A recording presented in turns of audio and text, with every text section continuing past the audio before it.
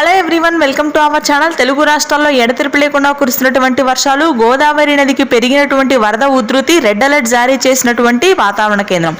వివరాల్లోకి వెళ్దాం, వాతావరణ పరిస్థితులు తెలుసుకుందాం. వాటన్నిటికంటే ముందు మీరు మన ఛానల్ని సబ్స్క్రైబ్ చేయనట్లయితే వెంటనే సబ్స్క్రైబ్ చేయండి. ఈశాన్య పశ్చిమ బంగాళాఖాతంలో ఏర్పడినటువంటి అల్పపీడన కారణంగా రెండు తెలుగు రాష్ట్రాల్లోనూ భారీ వర్షాలు నమోదవుతున్నాయి. ఉత్తరాంధ్ర, మధ్యాంధ్ర బెల్ట్లో అతి భారీ వర్షాలు కురిసే అవకాశం ఉంది.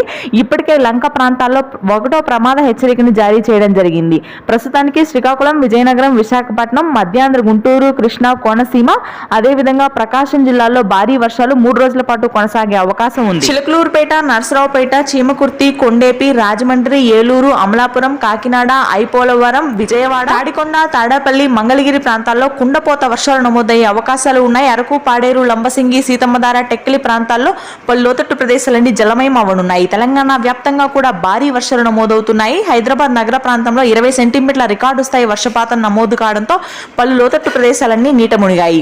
నిజామాబాద్, ఆదిలాబాద్, ఆసిఫాబాద్, ఖమ్మం, భద్రాద్రి, కొత్తగూడెం, మేడ్చల్, మంచిర్యాల ప్రాంతాల్లో తేలికపాటి నుంచి మోస్తరు వర్షాలు ఉంటాయి. రాయలసీమలో కూడా ఈ రోజు వర్షాలు మొదలవుతున్నాయి. ఇది ప్రస్తుతానికి ఉన్న వెదర్ అప్డేట్.